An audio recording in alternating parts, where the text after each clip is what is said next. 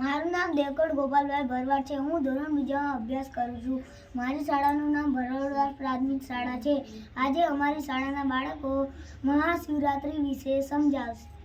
મહાશિવરાત્રિ હિન્દુ ધર્મનો મોટો પવિત્ર તહેવાર છે. સરસ. શિવરાત્રિ મહાવદ 14ના દિવસે આવે છે. આ દિવસે શંકર ભગવાનના અને માતા પાર્વતીના લગ્ન થયા હતા. સરસ. ભોળાનાથને નીલકંઠ કહેવામાં આવે છે. સરસ. આ દિવસ ઉપવાસ રહેવાથી તહેવારથી પાપ બધું ધોવાઈ જાય છે અને આપણને પુણ્ય મળે છે.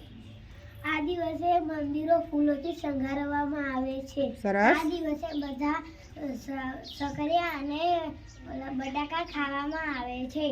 આ દિવસે મોટો મેળો ભરાય.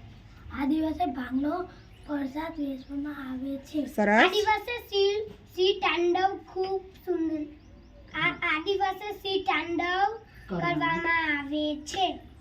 આ દિવસે લોકો ઉપવાસ અને રાત્રે જાગરણ અને ભોળાનાથના ભજનો ગાય છે.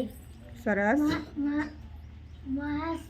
મહાશિવરાત્રિનો અર્થ છે અજ્ઞાન પર જ્ઞાનની જીત. મહાશિવનો થોડીક જ પૂજા કરવાથી મહાશિવ ખૂબ પ્રસન્ન થઈ જાય છે. સરસ. મહાશિવરાત્રિના દિવસે દૂધ બીલીપત્ર અને ઘી ચડાવવામાં આવે છે. સરસ. લોકો ઓમ નમઃ શિવાય કરે છે. સરસ.